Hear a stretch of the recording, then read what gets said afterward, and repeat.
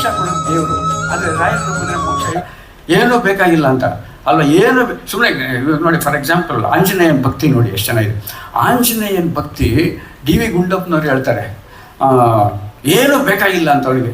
ಘನತತ್ವ ಒಂದಕ್ಕೆ ದಿನರಾತ್ರಿ ಮನಸ್ಸೋತು ನೆನೆಯದ ಇನ್ನೊಂದನ್ನು ಎಲ್ಲವ ನೀಡುತ್ತಾ ಅದರ ಅನುಸಂಧಿಯಲ್ಲಿ ಜೀವ ಭಾರವನ್ನು ಮರೆಯುವುದು ಹನುಮಂತನ ಉಪದೇಶ ಮಂಕುತಿಮ್ಮ.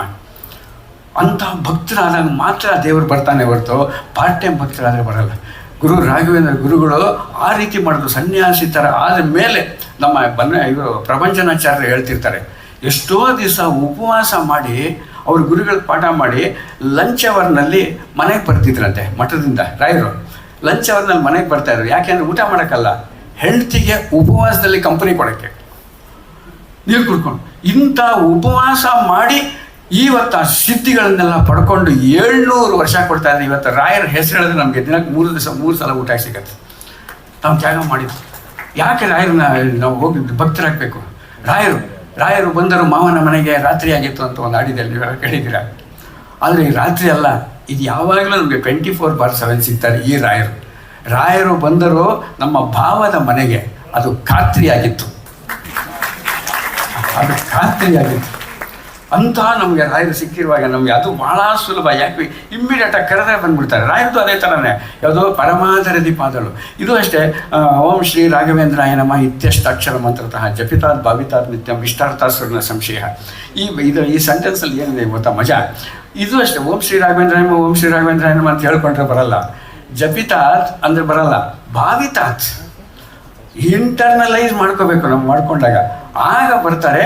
ಅದಕ್ಕೆ ಇಷ್ಟಾರ್ಥಾಸ್ ಅಂತಿದೆಯಲ್ಲ, ನೆಕ್ಸ್ಟ್ ವರ್ಡ್ ಇಂಗ್ಲೀಷ್ ವರ್ಡ್ ಇಷ್ಟಾರ್ಥ ಶೂರ್ ನಾ ಸಂಶಯ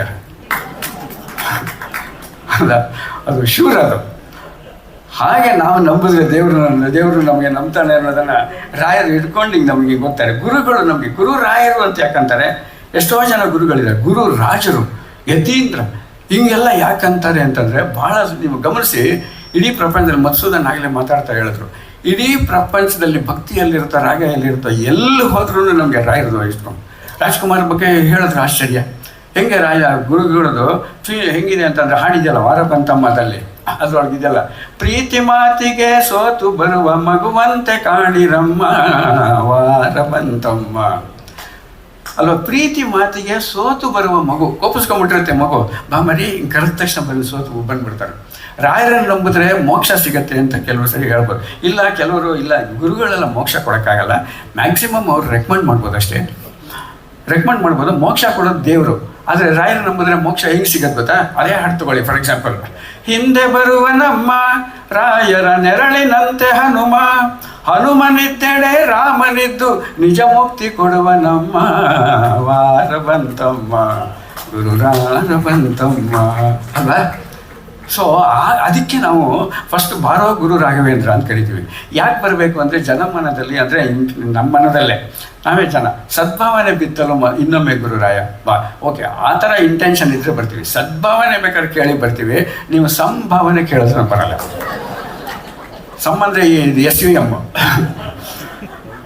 ಸದ್ಭಾವನೆ ಬೇಕಾದ್ರೆ ಕೇಳಿ ಬರ್ತೀವಿ ಅಂತ ಬರ್ತಾರಲ್ಲ, ಆಗ ಅವ್ರನ್ನ ಥ್ಯಾಂಕ್ ಯು ಬಂದ್ರೆ ಬಂದೆಯ ಗುರುರಾಯ ದಯಮಾಡಿಸು ಮಹನೀಯ ಬಂದೆಯ ಗುರುರಾಯ.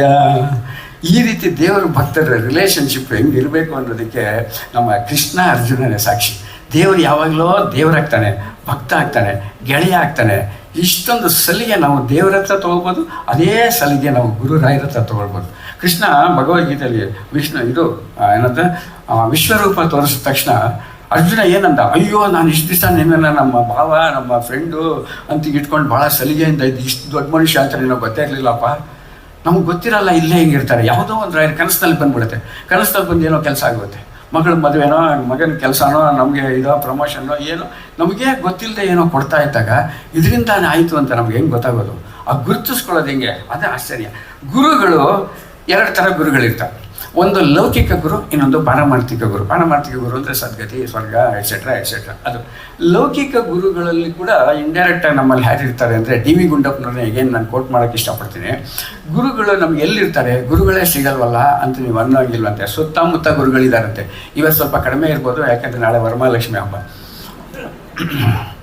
ಸೊ ಇಲ್ಲಿ ಗುರುವಿಲ್ಲವೆನಬೇಡ, ಜಗವೇ ಜಗದ್ಗುರುವು, ಅರಿ ಮಿತ್ರ, ಪ್ರಭು ಭೃತ್ಯ, ಸತಿ ಪುತ್ರ ವರ್ಗ, ಪರಿಪರಿಯ ಪಾಠಗಳ ಕಲಿಸುತ್ತಿರ್ಪರು ನಿನಗೆ, ಅರಿತುಕೊಳ್ಳಲು ಅನುವಾಗ ಮರುಳ ಮುನಿಯ. ಅಲ್ವಾ, ಗುರುಗಳು ಯಾರು? ಅರಿ ಅಂದರೆ ಶತ್ರು. ಅರಿ ಶತ್ರುಗಳು ಕೂಡ ನಾವು ಹೆಂಗಿರಬಾರ್ದು ಅಂತ ಕಲಿಸ್ತಾನೆ. ಮಿತ್ರ, ಅರಿ ಮಿತ್ರ. ಪ್ರಭು ಅಂದರೆ ನಮಗಿಂತ ಸೀನಿಯರು ಅಂತ ನಮ್ಮ ಬಾಸು. ಭೃತ್ಯ ನಮಗೆ ಸಬಾರ್ಡಿನೇಟು, ಜೂನಿಯರು, ಅಸಿಸ್ಟೆಂಟು. ಪ್ರಭು ಭೃತ್ಯ. ಸತಿ ಹೆಂಡತಿಗಿಂತ ಗುರು ಇನ್ಯಾರಿದ್ದಾರೆ ಮೇಡಮ್? ಅಲ್ಲ ಮೇಡಮ್ ಅಂತ ಯಾಕಂತ ಅಂದರೆ, ಪುರಂದರದಾಸರ ತಗೊಳ್ಳಿ, ಆದದ್ದೆಲ್ಲ ಒಳಿತೆ ಆಯಿತು, ನಮ್ಮ ಶ್ರೀಧರನ ಸೇವೆಗೆ ಸಾಧನ ಸಂಪತ್ತಾಯಿತು ಅಂತ ಹೇಳಿರೋದು. ಅಂಥ ಗುರುಗಳು ಜಾಸ್ತಿ ಆಗಬೇಕು ಅಂತ ಪುರಂದರದಾಸರೇ ಸ್ಟ್ರೀಟ್ನಲ್ಲೆಲ್ಲ ಅನೌನ್ಸ್ ಮಾಡಿದ್ದಾರೆ. ಹೆಂಡತಿ ಸಂತತಿ ಸಾವಿರವಾಗಲಿ, ಸಾವಿರಗಳಿರುವಂಥ ಸತಿ. ಪುತ್ರ ವರ್ಗ, ಪುತ್ರ ಯಾರೋ? ಪ್ರಹ್ಲಾದ. ಪ್ರಹ್ಲಾದನ ಗುರು ಆದ್ನಲ್ಲ, ಪುತ್ರ ವರ್ಗ. ಪರಿಪರಿಯ ಪಾಠಗಳ ಕಲಿಸುತ್ತಿರ್ಪರು ನಿನಗೆ, ಅರಿತುಕೊಳ್ಳಲ್ಲ ಅನುವಾಗ ಮರುಳ ಮುನಿಯ. ನಮ್ಮ ಗುರುಗಳೆಲ್ಲ ಖುಷಿ ಆಗ್ತದೆ. ಜಗದ್ಗುರು ಅಂತೀವಲ್ಲ ನಾವು, ಕೃಷ್ಣ ಮುಂದೆ ಜಗದ್ಗುರು.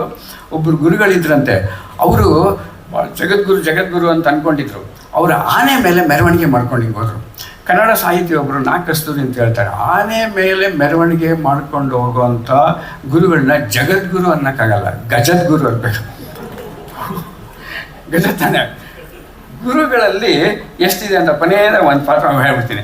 ಎಷ್ಟು ಥರ ಗುರುಗಳಿದ್ದಾರೆ ಅಂತ ನಮ್ಮ ಶಾಸ್ತ್ರದಲ್ಲಿ ಹೇಳ್ತೀವಿ, ಬ್ರಹ್ಮಸೂತ್ರದಲ್ಲಿ. ಪ್ರೇರಕ, ಸೂಚಕಶ್ಚೈವ, ವಾಚಕೋ ದರ್ಶಕಸ್ತತ, ಶಿಕ್ಷಕೋ ಬೋಧಕಶ್ಚೈವ, ಷಡಯತೆ ಗುರವಃ ಸ್ಮೃತಃ. 6 ಥರ ಗುರುಗಳಿರ್ತಾರಂತೆ. ಯಾವುದು? ಪ್ರೇರಕ ಅಂದರೆ ಮೋಟಿವೇಟ್ ಮಾಡೋದು, ಪ್ರೇರಣೆ ಕೊಡೋವಂಥದ್ದು. ಸೂಚಕ ಅಂದರೆ ಡೈರೆಕ್ಷನ್, ಈ ಥರ ಹಿಂಗೋಗಿ ಅಂತ ಸೂಚನೆ ಕೊಡೋದು. ವಾಚಕ ಅಂದರೆ ಕ್ಲಿಯರ್ ಆಗಿ ಸ್ಪಷ್ಟವಾಗಿ ಬಾಯಿನಲ್ಲಿ ಹೇಳೋವಂಥದ್ದು. ದರ್ಶಕ ಅಂದರೆ ದರ್ಶನ ಕೊಡೋದು. ಶಿಕ್ಷಕ ಅಂದರೆ ಎಜುಕೇಟ್ ಮಾಡೋದು. ಬೋಧಕ ಅಂದರೆ ಉಪದೇಶ ಮಾಡೋದು. ಷಡಯತೆ, ಈ 6 ಥರ ಗುರುಗಳಿರ್ತಾರೆ. ಈ 6 ಗುರುಗಳು ಒಬ್ಬನೇ ಇರೋದು ನಮ್ಮ ಶ್ರೀಕೃಷ್ಣ. ಅದಕ್ಕೆ ಕೃಷ್ಣಂ ಒಂದೇ ಜಗದ್ಗುರು. ಭಗವದ್ಗೀತೆ ಒಂದು ತಗೊಳ್ಳಿ. ಕೃಷ್ಣ ಹೇಗೆ ಅಂತಂದರೆ, ಅವನು ಪ್ರೇರಕ, ಬಾಣ ಬಿಲ್ಲು ಎಲ್ಲ ಬಿಸಾಕ್ಬಿಟ್ಟು ನಾನು ಯುದ್ಧ ಮಾಡಲ್ಲ ಅಂತ ಹಿಂಗೆ ಕೂತ್ಕೊಂಡಾಗ ಪ್ರೇರಕ. ಸೂಚಕ, ಯಾರ್ಯಾರು ತೊಗೊಂಡು ನಿಲ್ಲಿಸ್ಬಿಟ್ಟು ಯಾರ ಕಡೆ ಹೋಗಬೇಕು, ಈ ಸೇನೆಯವರು ಉಭಯವರ ಮಧ್ಯೆ ರಥಂ ಸ್ಥಾಪಯ ಮೆಚ್ಚುತ್ತ ಇಲ್ಲಿ ನಿಂತ್ಕೊಂಡದ. ವಾಚಕ, ಭಗವದ್ಗೀತೆನ ಉಪದೇಶ ಮಾಡೋದು. ದರ್ಶಕ, ಇದನ್ನು ವಿಶ್ವರೂಪ ದರ್ಶನ ಮಾಡ್ದ. ಶಿಕ್ಷಕ, ಯಾವುದು ಒಳ್ಳೆಯದು, ಈ ಜ್ಞಾನಯೋಗ, ಭಕ್ತಿಯೋಗ, ಕರ್ಮಯೋಗ ಇದನ್ನೆಲ್ಲ ಉಪದೇಶ ಮಾಡ್ದ. ಬೋಧಕ, ನಿಮ್ಗೆ ಹೇಗೆ ಸಿಗತ್ತೆ ಅಂತ ಹೇಳ್ದ. ಈ 6 ಗುರುಗಳು ಇರುವಂಥ ಕೃಷ್ಣ, ನೀವು ರಾಯರದು ಫೋಟೋ ನೋಡಿದ್ದೀರ. ಅವರು ಮೂಲ ರಾಮನ ಪೂಜೆ ಮಾಡಿದ್ರು ಮಂತ್ರಾಲಯದ ಕೆಲವು ಅನೇಕ ಫೋಟೋಗಳಲ್ಲಿ ಬೃಂದಾವನ ಇರುತ್ತೆ, ರಾಯರಿರ್ತಾರೆ. ಹಿಂದ್ಗಡೆ ಇವರು ಪೂಜೆ ಮಾಡ್ತಾ ಇದ್ದಾಗ ಬಾಲಕೃಷ್ಣ ಅವ್ರ ಹಿಂದೆ ಬಗ್ಗೆ ನೋಡ್ತಾ ಇರೋದು ಒಂಥರ ಇನ್ನೋಸೆಂಟ್, ಎಷ್ಟು ಚೆನ್ನಾಗಿರುತ್ತೆ ಗೊತ್ತಾದು. ಅಂದರೆ ಇಂಡೈರೆಕ್ಟಾಗಿ ಕೃಷ್ಣ ರಾಮ ಅಂತರ್ಗತನಾಗಿ ಇರುವಂಥ ರಾಯರನ್ನು ನಂಬ್ಕೊಂಡ್ರೆ ನಾವು ಅವರು ಸಿಗ್ತಾರೆ, ಇವರು ಸಿಗ್ತಾರೆ ಅಂತ ಹಿಂಗೆ ಹೇಳಿ ಕರೆದರೆ ಬರಬಾರದು. ಇಂಥ ಗುರುಗಳು ನಮಗೆ ಸಿಕ್ಕಿರೋದ್ರಿಂದ ಇಲ್ಲಿ ಕೊನೆಯದಾಗಿ ಒಂದು ಪಾಯಿಂಟ್ ಮಾತ್ರ ಹೇಳ್ಬಿಟ್ಟು ಮುಗಿಸ್ಬಿಡ್ತೀನಿ. Again DVG. ತರಣಿ ದರ್ಶನಕ್ಕಿಂತ ಕಿರಣಾನುಭವ ಸುಲಭ. ತರಣಿ ಅಂದರೆ ಸೂರ್ಯ. ತರಣಿ ದರ್ಶನ, ಸೂರ್ಯನ ಕಣ್ಣಿಂದ ನಾವು ನೋಡೋಕ್ಕಾಗಲ್ಲ. ಯಾಕೆ ಅಂದರೆ ಕಣ್ಣು ಕೊರೈಸುತ್ತೆ, ಯಾಕೆಂದರೆ ಅಷ್ಟು ಪ್ರಖರವಾಗಿರ್ತಾನೆ. ತರಣಿ ದರ್ಶನಕ್ಕಿಂತ ಕಿರಣಾನುಭವ ಸುಲಭ. ಸೂರ್ಯನ ಕಿರಣಗಳು ಬಿದ್ದರೆ ಅವಾಗ ನಾವು ಒಂಥರ ಕೂಲ್ ಈಸಿಯಾಗಿ ನಾವು ನೋಡ್ಕೋಬೋದು. ಕಿರಣಾನುಭವ ಸುಲಭ. ಹಾಗೆ ಪರಮಶಾಸ್ತ್ರಕ್ಕಿಂತ ಸರಿ ಉದಾಹರಣೆ. ಶಾಸ್ತ್ರಗಳಿಗೂ ಅದಕ್ಕಿಂತ ಇಂಥ ಉದಾಹರಣೆಗಳು. ಪರಮ ತತ್ವವ ಕಂಡ ಗುರುವನ್ನು ಅರಸುವುದೆಲ್ಲಿ, ಪರಮ ತತ್ವವ ಕಂಡ ಗುರುವನ್ನು ಅರಸುವುದು ಎಲ್ಲಿ, ದೊರೆತಂದು ನೀನು ಧನ್ಯ ಮಂಕುತಿಮ್ಮ. ಅಂಥ ಗುರುಗಳು ನಮಗೆ ಸಿಕ್ಕಿದ್ದಾರೆ. ಪರಮ ತತ್ವ ನಿಮಗೆ ಆಗಿರೋದು. ಇಹ ಪರ ಗತಿ ನೀನೆ, ಇಹ ಪರ ಗತಿ ನೀನೆ ಅಂತ ಯಾಕೆ ಹೇಳ್ತಾರೆ. ನಾವು ರಾಯರದು ಕೆಲವು ಸಲ ಪಾದುಕೆ ಅಂತ ಕೆಲವು ಸಲ ಹೇಳಿದಾಗ ಅದನ್ನು ನೋಡ್ತೀವಿ. ಈ ಪಾದುಕೆಯಲ್ಲಿ ಏನು ಸ್ಪೆಷಲ್ ಗೊತ್ತಾ, ಮೊನ್ನೆ ರಾಮಾಯಣದ ಬಗ್ಗೆ ಒಂದು ಮಾತು ಹೇಳ್ತಾರೆ ಯಾರೋ. ಕೈಕೇಯಿ ಭರತನಿಗೆ ತಲೆ ಮೇಲೆ ಒಂದು ಕಿರೀಟ ಇಡೋಕ್ಕೆ ಅಂತ ಪ್ರಯತ್ನ ಪಟ್ಟಳು. ಒಂದು ಕಿರೀಟ ಇಡೋಕ್ಕೆ, ರಾಜ ಆಗಬೇಕು ಅಂತ. ಕೈಕೇಯಿ ಭರತನಿಗೆ ಒಂದು ಕಿರೀಟ ಇಡಕ್ಕೆ ತಯಾರು ಮಾಡಲು. ಆದರೆ ಭರತ 2 ಕಿರೀಟ ಇಟ್ಕೊಂಡ. ಅದೇ ಪಾದುಕೆ. ಒಂದು ಇಹಲೋಕದಲ್ಲಿ ಕೀರ್ತಿ, ಪರಲೋಕದಲ್ಲಿ ಸದ್ಗತಿ, 2 ಇಟ್ಕೊಂಡ. ಅಂಥ ರಾಯರ ಪಾದ ನಾವು ನೆನೆಸ್ಕೊಂಡಾಗ ಹಿಂದೆ ಬರುವ ನಮ್ಮ ರಾಯರ ನೆರಳಿನಂತೆ ಹನುಮ. ಎಲ್ಲಿ ನಿನ್ನ ಭಕ್ತರೋ ಅಲ್ಲೇ ಮಂತ್ರಾಲಯ. ಇವತ್ತೇ ಮಂತ್ರಾಲಯ. ಎಲ್ಲಿ ನಿನ್ನ ಭಕ್ತರೋ ಅಂದಾಗೆ ಲಾಸ್ಟ್ದೊಂದು ಪಾಯಿಂಟು. ಹಂಗೆ 3 ಸಲ ಹೇಳಿದೆ ಅಂತ ಕಾಣ್ತಲ್ಲ, ಕೊನೆ ಪಾಯಿಂಟು ಅಂತ. ಒಂದು ಈ ಶ್ಲೋಕ ನನಗೊಬ್ಬರು ಪ್ರಶ್ನೆ ಕೇಳಿದ್ರು, ಪೂಜ್ಯಾಯ ರಾಘವೇಂದ್ರಾಯ ಸತ್ಯಧರ್ಮ ರಥಾಯ ಚ ಭಜತಾಂ ಕಲ್ಪವೃಕ್ಷಾಯ ನಮತಾಂ ಕಾಮಧೇನವೇ, ಇದಕ್ಕೆ ಅರ್ಥ ಹೇಳಿ ಅಂದರು. ಅಲ್ಲ ಸರಿ, ಕಲ್ಪವೃಕ್ಷ ಅಂದ್ರೇನು ಅಂತ ಕೇಳಿದ್ರು. ಕಲ್ಪವೃಕ್ಷ ಅಂದರೆ ನಾವು ಏನೇನು ಕೇಳ್ತೀವೋ ಅದನ್ನೆಲ್ಲ ಕೊಡೋವಂಥ ಒಂದು ವೃಕ್ಷ, ಮರ ಅಂದೆ. ಸರಿ, ಕಾಮಧೇನು ಅಂದ್ರೇನು ಅಂದರು. ನಾವು ಏನೇನು ಕೇಳ್ತೀವೋ ಅದನ್ನು ಕೊಡೋವಂಥ ಒಂದು ಹಸು. ಆಯ್ತಲ್ಲ, ಕಲ್ಪವೃಕ್ಷನೇ ಕೊಡ್ತಲ್ಲ, ತಿರ್ಗಿ ಆಯ್ತು ಕಾಮಧೇನು. ನಾವು ಏನೇನು ಕೇಳಬೇಕು ಅದು ಕೊಟ್ಟಿದ್ದಾರಲ್ಲ, ತಿರ್ಗಿ ಎರಡೆರಡು ಯಾತಿಗೆ ಅಂತ ಕೇಳಿದ್ರು. ಯಾಕೆಂದರೆ ಏನು ಡಿಫ್ರೆನ್ಸು ಕಲ್ಪವೃಕ್ಷಕ್ಕೂ ಕಾಮಧೇನುಗೂ ಅಂದರೆ, ವೃಕ್ಷ ಅಂದರೆ ಅದು ಫಿಕ್ಸ್ಡು ಇಮ್ಮೂವಬಲ್ ಪ್ರಾಪರ್ಟಿ, ಅದು ಅಲ್ಲೇ ಅಲ್ಲಿ ಹಂಗೆ ಇರುತ್ತೆ, ಅದಂದರೆ ಚೇಂಜ್ ಮಾಡೋಕ್ಕಾಗಲ್ಲ. ಈಗ ಟ್ರೀ ಪ್ಲಾಂಟೇಷನ್ ಅದು ಬೇರೆ ವಿಷಯ. ಸೊ ವೃಕ್ಷ ಅಲ್ಲೇ ಇರುತ್ತೆ. ಆದರೆ ಕಾಮಧೇನು ಎಲ್ಲಿ ಬೇಕಾದ್ರೂ ಕರೆದು ಹೇಳ್ಕೊಂಡು ಕಟ್ಟಾಕ್ಬೋದು, ಹೆಂಗೇನೋ ಮಾಡ್ಕೋಬೋದು ನಾವು ಎಲ್ಲಿ ಬೇಕಾದರೂ. ಹಾಗೆ ರಾಯರು ಕಲ್ಪವೃಕ್ಷ ಕಾಮಧೇನು. ಕಲ್ಪವೃಕ್ಷ ಅಂದರೆ ಅಲ್ಲಿ ಹೆಡ್ ಕ್ವಾರ್ಟರ್ಸು ಮಂತ್ರಾಲಯದಲ್ಲಿ, ಅದು ಫಿಕ್ಸ್ಡು ಕಲ್ಪವೃಕ್ಷ, ಅಲ್ಲಿ ಬೇಕಾದ್ರೆ ಹೋದ್ರೂ ಸಿಗುತ್ತೆ ನಿಮಗೆ. ಕಾಮಧೇನು ಅಂದರೆ ಎಲ್ಲಿ ಕರೆದ್ರು ಬರ್ತಾರೋ, ಎಲ್ಲಿ ನಿನ್ನ ಭಕ್ತರೋ ಅಲ್ಲೇ ಮಂತ್ರಾಲಯ ಅಲ್ಲ. ಅಲ್ಲಿ ಹೋದ್ರೂ ನಮ್ಗೆ ಏನೇನು ಸಿಗುತ್ತೋ ಆಶೀರ್ವಾದ ಕೃಪೆ ಸಿಗುತ್ತೋ ಅವ್ರನ್ನೇ ಕರೆದಾಗಲೂ ಬರ್ತಾರೆ. ಅದಕ್ಕೆ ಬಂದೆಯ ಗುರುರಾಯ. ಹಾಗೆ ಇವತ್ತು ಸನ್ನಿಧಾನ ಇಲ್ಲಿ ಆಗಿರೋದ್ರಿಂದ ನಾವೆಲ್ಲರೂ ವರಮಹಾಲಕ್ಷ್ಮಿ ಹಬ್ಬ ಮತ್ತು ಮುಂದೆ ರಾಯರ ಆರಾಧನೆ, ಇನ್ನೊಂದು ಪೂರ್ವಾರಾಧನೆ, ಮಧ್ಯಾರಾಧನೆ, ಉತ್ತರಾರಾಧನೆ ನಡೆಸ್ಕೊಳ್ಳುವಾಗ ಇದನ್ನು ಹಾಗೆ ಭಕ್ತಿ ಕಂಟಿನ್ಯೂ ಮಾಡ್ಕೊಂಡು ಹೋಗೋಣ ಅಂತೇಳಿ ರಾಯರ ಕೃಪೆ ನಮ್ಮೆಲ್ಲರ ಮೇಲೆ ಇರಲಿ ಅಂತ ಪ್ರಾರ್ಥಿಸಿ ನನ್ನ ಮಾತುಗಳನ್ನು ಮುಗಿಸ್ತೀನಿ. ಧನ್ಯವಾದಗಳು ಶ್ರೀ ವೈಗುಂಠರವರಿಗೆ. ಅವರ ಮಾತುಗಳನ್ನ ಕೇಳಿ ನೀವು ಎಷ್ಟು ಆನಂದ ಪಡ್ತಾ ಇದ್ದೀರ ಅಂತ ಗೊತ್ತಾಗತ್ತೆ. ಹಾಗೆ ಈ ವೇದಿಕೆಯಲ್ಲಿ ನಾವು ಶ್ರೀ ವಿಜಯ ರಾಘವೇಂದ್ರ ಅವ್ರನ್ನ ಬರಬೇಕು ಅಂತ ಕೇಳ್ಕೊಂಡಾಗ ಅದು ಆಗಿದ್ದೇ ಒಂದು ಪ್ರೇರಣೆ ರೀತಿಯಲ್ಲಿ ನಾವು